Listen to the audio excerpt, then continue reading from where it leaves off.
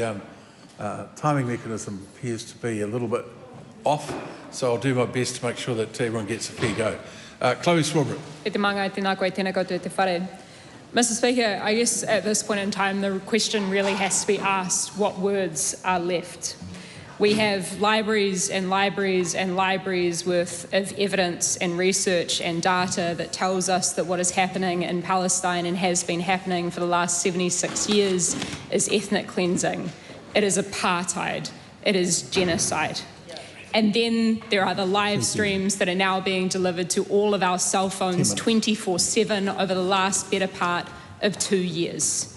Mr. Speaker, my question for this place is, what the hell is the point of our jobs? Because so far all I have heard from contributions is the blame game.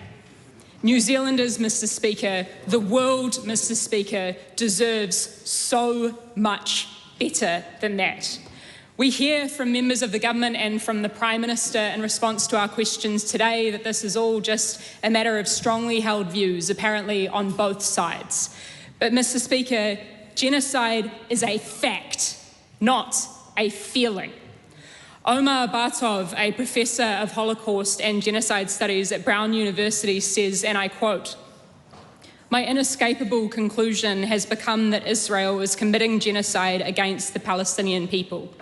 Having grown up in a Zionist home, lived the first half of my life in Israel, served in the IDF as a soldier and officer, and spent most of my career researching and writing on war crimes and the Holocaust, this was a painful conclusion to reach, and one that I resisted as long as I could. But I have been teaching classes on genocide for a quarter of a century. I can recognise one when I see one."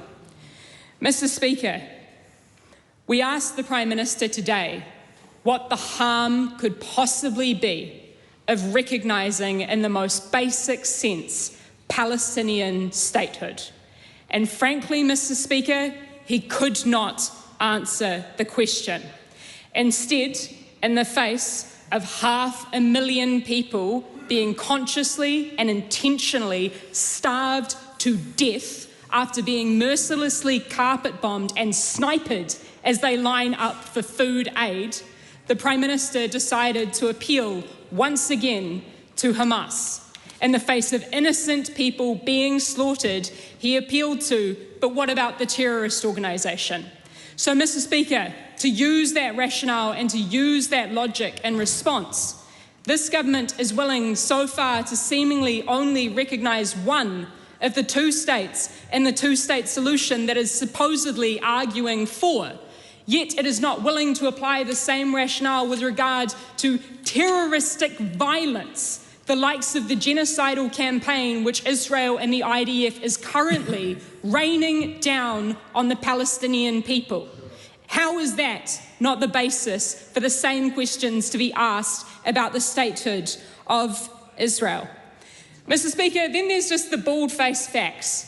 We are a laggard, we are an outlier, and it is not only appalling in the face of this genocide and of the merciless slaughter of these innocent people after having been made refugees in their own land, but we are one of the very few countries in the world who so far refuse to acknowledge the absolute bare minimum. 146 UN member states currently recognise Palestinian statehood. That is 3/4 of the United Nations membership.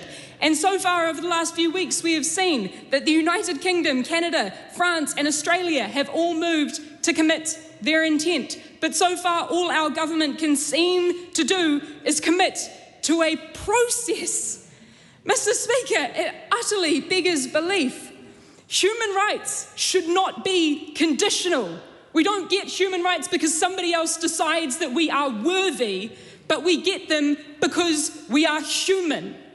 The best way to lose your own human rights is to care about them only when it impacts and affects you. But, Mr. Speaker, we have so much further to go than merely recognising the statehood of Palestine as we should have done 76 years ago.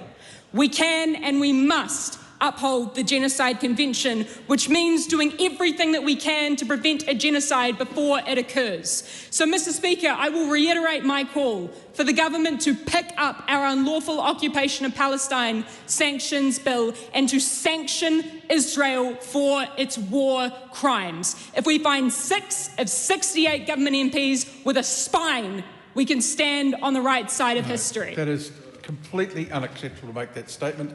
Withdraw it and apologise. No. Then leave the House for the rest of the week. Happily. Mr. Simon Speaker. Court. Thank you, Mr. Speaker. New Zealanders are compassionate people. It is excruciating to watch the suffering of Palestinians and, of course, those Israelis who were murdered